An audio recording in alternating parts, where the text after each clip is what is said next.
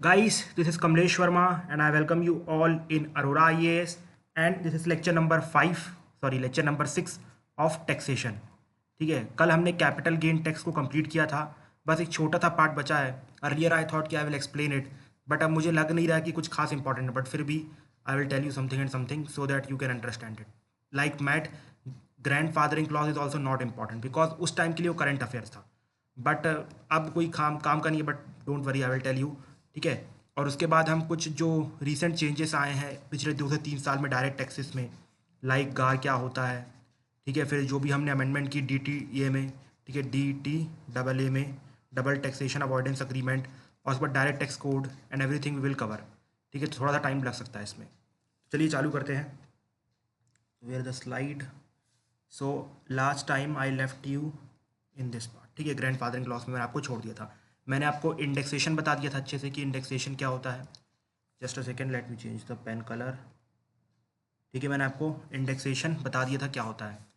Just to adjust the inflation. ठीक है. Adjust the inflation, जिससे कि जो प्रॉफिट हो रहा है वो इन्फ्लेशन उसे काउंटर ना कर दे. ठीक है. कल बताया था, कल का लेक्चर देख लीजिएगा, समझ में आ जाएगा.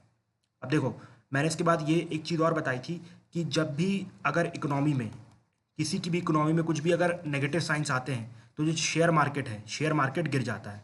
जैसे फॉर एग्जांपल, ठीक है, जब अपना जो कौन सा बैंक है यार, यस बैंक. हाँ. जब यस बैंक पे जो अच्छी सी खबरें आई थी, आप सभी को पता होगा. ठीक है. उनकी जो चेयरमैन थी अंदर चली गई थी, अपने घर वालों को लोन दे रहे थे, अपने फ्रेंड्स को लोन दे रहे थे, तो सब जो खुलासे हुए थे, उसके बाद जो उसके शेयर है यस बैंक के, वो 5 रुपये के आसपास आ गए थे. 5 रुपये के आसपास. उस टाइम पे मेरे दोस्त ने बहुत बोला था मुझे कि भाई ले ले ले ले ले ले शेयर ले ले, बहुत फ़ायदा होगा. तो उसने अप्रॉक्सीमेटली कुछ शेयर लिए थे और उसके बाद उसका प्राइस बीच में 14 से 15 रुपये तक हो गया था. मतलब अच्छा प्रॉफिट हुआ था उसको, उसने काफ़ी बल्क में शेयर लिए थे, तो अल्टीमेटली प्रॉफिट उसको हुआ था. ठीक है. तो इसलिए मुझे येस बैंक वाला एग्जांपल अच्छे से याद रहता है because I faced a loss. मैंने इन्वेस्ट नहीं किया उसमें. ठीक है. तो ये आई वॉज जस्ट टेलिंग कि भैया अगर इकोनॉमी में कुछ भी नेगेटिव होता है तो शेयर मार्केट उस पर रिस्पॉन्ड करता है. अब जब देखो, जब गवर्नमेंट ने एल लगाने का डिसाइड किया, उससे पहले आप एल नहीं ले रहे हो, आप एकदम से डिसाइड करो कि भैया हम एल लेंगे, मतलब long term capital gain tax लोगे, तो सिंपल सी बात है, ये लोगों को बात अच्छी नहीं लगेगी बिकॉज लोगों का थोड़ा सा प्रॉफिट टैक्स में चला जाएगा. तो शेयर मार्केट रिएक्ट करेगा. कैसे?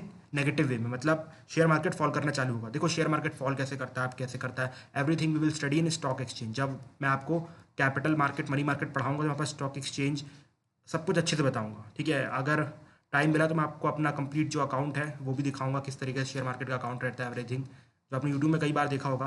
But I will also tell you कि क्या क्या चीज़ें रहती हैं. ठीक है. अगर टाइम रहा. सो आई वॉज टेलिंग कि भैया नेगेटिव इम्पैक्ट से शेयर मार्केट में रिस्पॉन्ड होता है. तो उसी प्रकार जब गवर्नमेंट ने एल लगाई तो मार्केट ने नेगेटिव रिएक्ट किया. और एक्चुअली में ये इन्वेस्टर्स का लॉस था. ठीक है. मतलब गवर्नमेंट की पॉलिसी की वजह से हर इन्वेस्टर को लॉस हो रहा था. सिंपल सी बात है, शेयर मार्केट गवर्नमेंट की पॉलिसी की वजह से डाउन हुआ था. अगर गवर्नमेंट एल नहीं लगाती तो पॉजिटिव आउटलुक रहता. और अगर आप ये सोचो, नेगेटिव आउटलुक का मतलब क्या है कि लोग शेयर मार्केट से अपना पैसा वापस निकाल ले रहे हैं. ठीक है. लोग शेयर मार्केट से अपना पैसा वापस निकाल रहे हैं. अब लोग पैसा वापस निकाल रहे हैं तो गवर्नमेंट की मतलब इन्वेस्टमेंट कम हो रही है. ठीक है. बिकॉज गवर्नमेंट वही पैसा तो इन्वेस्ट करती है अपने प्रोडक्शन में एंड एवरीथिंग में, जो भी कंपनीज रहती है. तो जैसे ही गवर्नमेंट का प्रोडक्शन कम हो रहा है, गवर्नमेंट खुश नहीं रहेगी. गवर्नमेंट चाहेगी भैया एटलीस्ट ज़्यादा नहीं लेकिन जितना था उतना तो आए. तो उसके लिए गवर्नमेंट ने एक कॉन्सेप्ट लेके आया, ग्रैंड फादरिंग क्लॉज. और पहली बार नहीं है, कई बार गवर्नमेंट दे चुकी है ये ग्रैंड फादरिंग क्लॉज. इस ग्रैंड फादरिंग क्लॉज में क्या था कि जैसे फॉर एग्जाम्पल आप यहाँ पर देखो, अगर first let me change the pen, red वाला लेना पड़ेगा. हाँ. तो देखो, मान लो जिस दिन आपका शेयर नहीं गिरा था, जैसे फॉर एग्जांपल कि अगर गवर्नमेंट ने 1 अप्रैल को ये अनाउंस किया, मान लो ऐसा, तो उसके एक दिन पहले तक जो शेयर प्राइस, मतलब जो शेयर मार्केट था नॉर्मल रहेगा. ठीक है. उसमें कोई चेंजेस नहीं आएंगे. अगर आएंगे तो गवर्नमेंट की पॉलिसी की वजह से नहीं आएंगे, लेकिन गवर्नमेंट की पॉलिसी की वजह से आए थे तो गवर्नमेंट को कंपनसेट करना है. तो गवर्नमेंट ने बोला कि भाई हमारी पॉलिसी आने के बाद, मतलब जब हमने बोला कि एल जाएगा, मतलब जैसे ही बजट में बोल दिया गया, तो उसके बाद शेयर मार्केट रिएक्ट करेगा. तो ज़रूरी नहीं हर किसी का शेयर प्राइस गिरे. फॉर एग्जाम्पल मान लो किसी का 100 रुपये था, अब उसका 50 हो गया. ठीक है. यहाँ पर भी देखो 100 का 50 हो गया, लेकिन कुछ लोगों का बढ़ेगा भी, जैसे 100 का 200 हो गया, 100 का 200 हो गया. ठीक है. तो इस टाइप का कुछ होगा. तो जिन लोगों का प्रॉफिट हुआ है, ठीक है, जिन लोगों का प्रॉफिट हुआ है और अगर वो लोग अपने शेयर मार्केट को सेल करते हैं, तभी हम आपसे कैपिटल गेन टैक्स लेंगे. ठीक है. कैपिटल गेन टैक्स लेंगे. अगर नहीं होगा तो नहीं लेंगे. सिंपल सी बात है. कि ग्रैंड फादरिंग क्लॉज ये थी कि भैया अगर आप प्रॉफिट होगा तब उसमें आप टैक्स देना नहीं देना, ये सब चीज़ें बकवास की बात की थी. बहुत बड़े क्लॉजेस थे. जब मैंने लास्ट ईयर ये इकोनॉमिक्स के लेक्चर लिए थे तो वहाँ पर I took approximately 15 minutes to explain the same thing. But आपको इस बार याद नहीं रखना, बस इतना याद रखना, गवर्नमेंट ने अपनी तरफ से बोल दिया था कि भैया फेयर मार्केट वैल्यू पे आएंगे अपन लोग.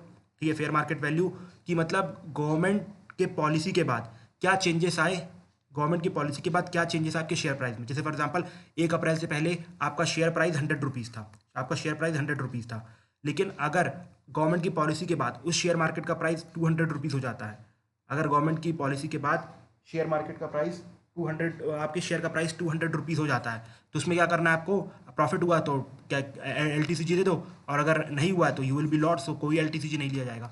ये सब मैंने पिछली बार अच्छे से एग्जाम्पल लेके बताया था, बट इस बार से कोई खास जरूरत नहीं, जितना मैंने बताया उसको ध्यान रखना, बस इतने में काम हो जाएगा। बस याद रखना क्या गवर्नमेंट ने यूज़ किया था क्लॉज, ग्रैंड फादरिंग क्लॉज, जो एक्सप्लेन किया उसी को बोलते हैं ग्रैंड फादरिंग क्लॉज। ठीक है, ग्रैंड फादरिंग क्लॉज, ये कुछ डिस्क्रिप्शन दिया है, पढ़ना हो तो पढ़ देना, अदरवाइज ये टॉपिक कुछ खास इंपॉर्टेंट नहीं, काट देना, जो स्लाइड्स में था इसलिए पढ़ा दिया, बाकी कोई खास इंपॉर्टेंट नहीं है। बस यहाँ तक जो इंडेक्सेशन समझ में आ गया था और शेयर मार्केट नेगेटिव रिएक्ट करना है वो बस समझना है। ठीक है, और कंप्लीट शेयर मार्केट की इन्फॉर्मेशन आपको कैपिटल मार्केट वाले चैप्टर में मिलेगी। ठीक है, अब देखो 2 इंपॉर्टेंट टैक्सेस बचते हैं जो हमें जानना जरूरी है। पहला आता है सिक्योरिटी ट्रांजेक्शन टैक्स, STT। ठीक है, देखो STT क्यों लगाया गया था, सबसे पहले आप ये समझो। मैंने आपको बताया था कि ये जब गवर्नमेंट STCG लेके आई, मतलब short term capital gain tax, long term capital gain tax, तो गवर्नमेंट ने काफ़ी लंबे टाइम तक long term capital gain tax नहीं लगाया था। सिंपल सी बात है भाई, गवर्नमेंट को रेवेन्यू का लॉस हो रहा था, सिंपल सी बात है, लॉस हो रहा था, तो गवर्नमेंट को कहीं ना कहीं तो कंपनसेट करना पड़ेगा। जैसे फॉर एग्जाम्पल जब लास्ट ईयर फाइनेंस कमीशन ने, मतलब जो हमारा लास्ट फाइनेंस कमीशन था, 14 फाइनेंस कमीशन ने बोला कि आप स्टेट को 42% का शेयर दे दो, तो सेंट्रल गवर्नमेंट रेडी हो गई, यहाँ दे देंगे। लेकिन गवर्नमेंट ने अब वो पैसे को कंपनसेट करने के लिए, पहले सिर्फ 29% दे रही थी, अब एकदम से 42%, इतना ज़्यादा पैसा दे रही है, तो गवर्नमेंट ने यहाँ पर सेंट्रली स्पॉन्सर्ड स्कीम में अपनी कॉन्ट्रीब्यूशन कम कर दी, मतलब जो बहुत सारी सेंट्रली स्पॉन्सर्ड स्कीम थी उनको बंद कर दिया, तो गवर्नमेंट ने यहाँ से अपने पैसे कंपनसेट कर लिए। सो इन द सेम वे जो गवर्नमेंट LTCG नहीं लगा रही है, ठीक है, LTCG नहीं लगा रही है, तो गवर्नमेंट को यहाँ पर कंपनसेशन चाहिए, तो उसके लिए उन्होंने सिक्योरिटी ट्रांजेक्शन टैक्स लगाया था, सिक्योरिटी ट्रांजेक्शन टैक्स लगाया था। तो याद रखना, ये टैक्स भी कौन लगाया, सेंट्रल गवर्नमेंट। कौन सी गवर्नमेंट, सेंट्रल गवर्नमेंट। ठीक है, अब देखो मैं आपसे क्वेश्चन पूछूंगा, बताइएगा, ये जो हमारा STT है, ठीक है, STT है, ये एक्चुअली ब्रोकर से लिया जाता है, ब्रोकर से लिया जाता है, लेकिन इसका जो आप कह सकते हैं फॉल पड़ता है, मतलब जो बर्डन पड़ता है वो कंज्यूमर के ऊपर पड़ता है। जैसे फॉर एग्जांपल अगर आपको 10 रुपये का प्रॉफिट हुआ है तो उसमें आपका वो 2 रुपये कुछ मिला के बताएगा और आपको 8 रुपये देगा और बोलेगा भैया 2 रुपये STT लग गया है, मैं दे रहा हूँ। ठीक है, तो अब आप बताओ ये डायरेक्ट टैक्स है कि इनडायरेक्ट टैक्स है, डायरेक्ट है कि इनडायरेक्ट है। सबका आंसर इनडायरेक्ट है, बिकॉज बर्डन किसी और पे ऊपर है और पे कोई और कर रहा है। मैंने बताया था अगर बर्डन किसी और के ऊपर है और अगर पे कोई और कर रहा है तो इनडायरेक्ट टैक्स होता है ना। नहीं, ये गलत है। ठीक है, बिकॉज इसका जो रेगुलेशन है वो CBDT करता है, it is regulated by CBDT, central board of direct taxes.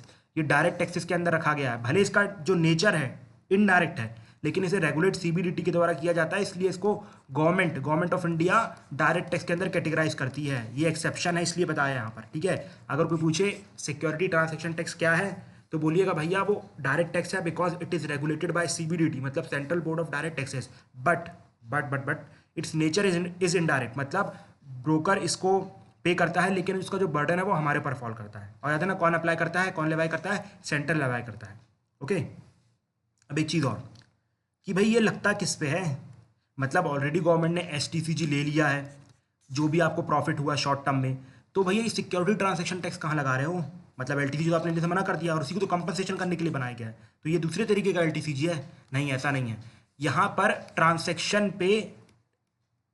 पे टैक्स लगाया जाता है। मतलब ये कि जैसे फॉर एग्जांपल अगर आप कोई भी शेयर बाय या सेल करते हो, अगर आप कोई भी शेयर खरीदते या बेचते हो, ठीक है, खरीदते या बेचते हो, तो उस ट्रेड करने पे टैक्स लगेगा, उसको बोलते हैं सिक्योरिटी ट्रांजेक्शन टैक्स।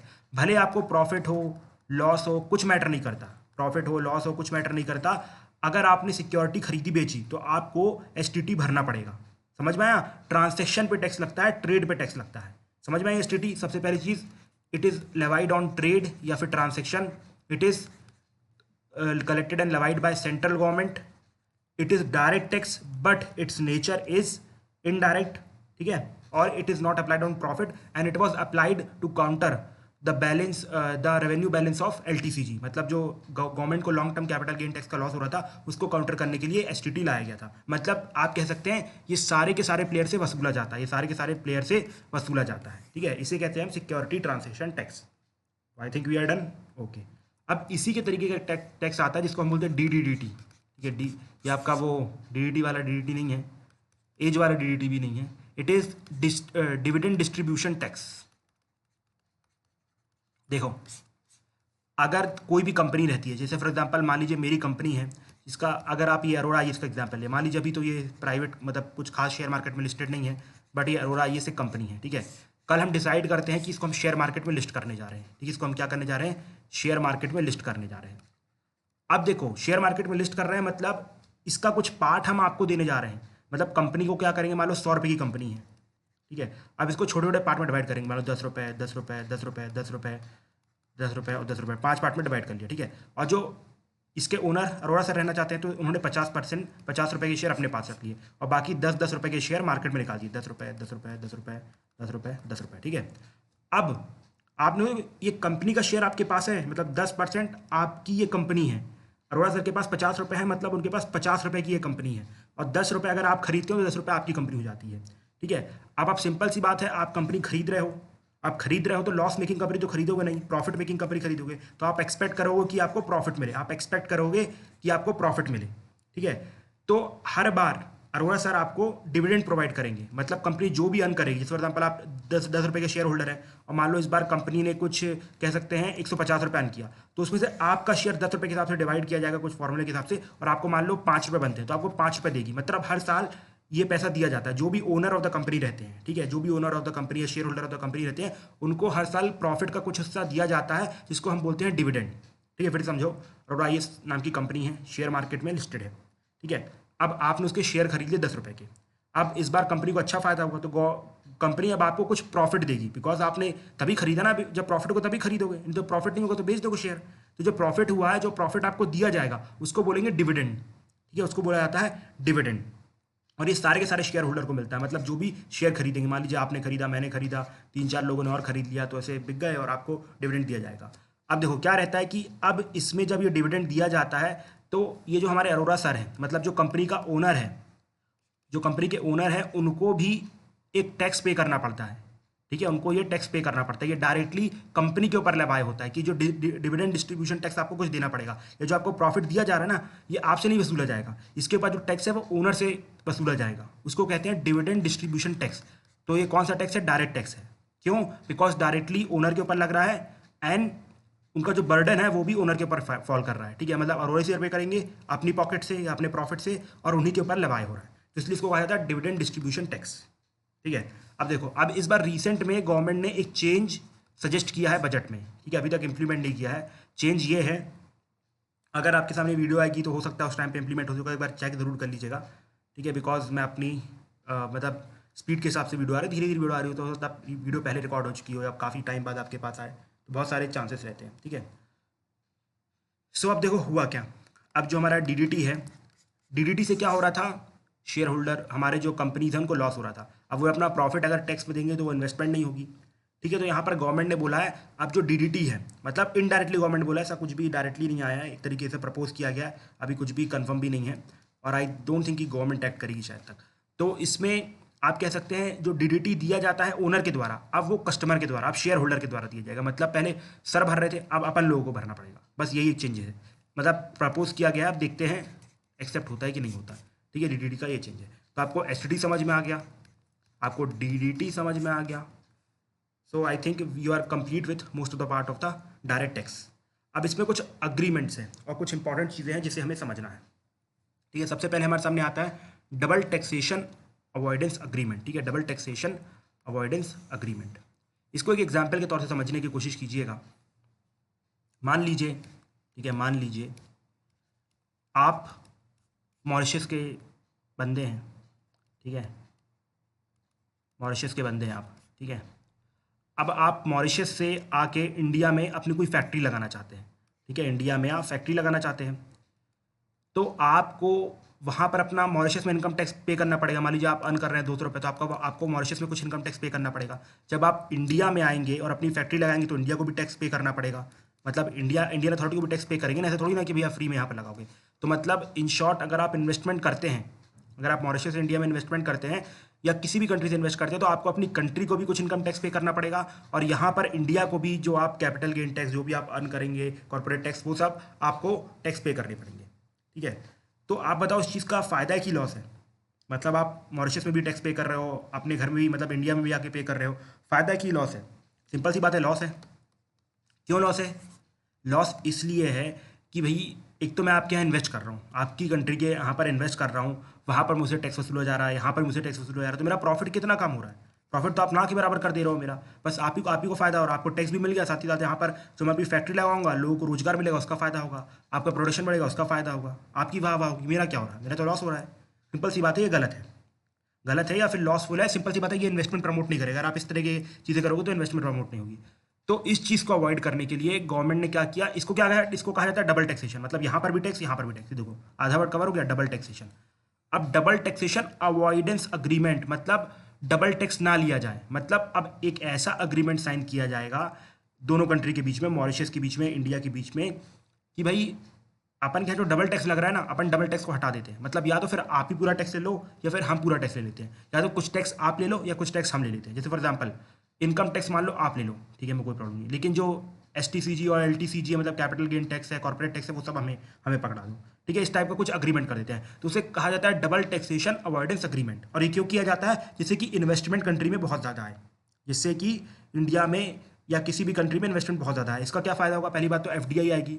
ठीक है, अब देखो सिंपल सी बात है, हम किसके साथ double taxation avoidance agreement sign करेंगे? जिसके यहाँ से इन्वेस्टमेंट हमारे यहाँ ज़्यादा आ रही थी। जैसे आप देखोगे UK से या फिर जापान से या फिर मॉरिशस से, सिंगापुर से, यहाँ सबसे हमारे पास इन्वेस्टमेंट ज़्यादा आती है। तो हमने सोचा क्यों ना गर्म लोहे में हम हथौड़ा मार दें, मतलब कि हम DTA साइन कर लेते हैं। DTAA मतलब डबल टैक्सेशन अवॉइडेंस एग्रीमेंट। और जैसे ही लोगों को पता चलेगा कि भैया सिर्फ एक ही जगह टैक्स देना पड़ रहा है आपको, तो जो लोग इन्वेस्ट नहीं कर रहे थे UK से, जापान से, मॉरिशस से, सिंगापुर से, तो वो लोग भी इन्वेस्ट करना चालू कर देंगे। तो हमारे यहाँ FDI और बढ़ जाएगी। जब FDI और बढ़ेगी तो मतलब प्रोडक्शन और ज़्यादा बढ़ेगा। प्रोडक्शन बढ़ेगा मतलब GDP बढ़ेगी, GDP बढ़ेगी मतलब इकोनॉमी की ग्रोथ हो रही है, और साथ ही साथ आपका एम्प्लॉयमेंट भी बढ़ेगा। ठीक है, जब प्रोडक्शन बढ़ रहा है तो लेबर की ज़रूरत पड़ेगी, तो एम्प्लॉयमेंट भी बढ़ेगा।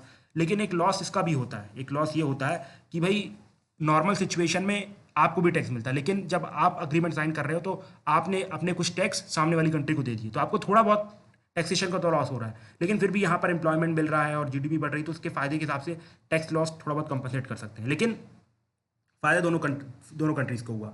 ठीक है, यहाँ से इनको अच्छी इनकम मिल गई, ठीक है, यहाँ पर हमें इन्वेस्टमेंट मिल गई, एम्प्लॉयमेंट मिल गई, थोड़ा बहुत टैक्स भी मिल गया।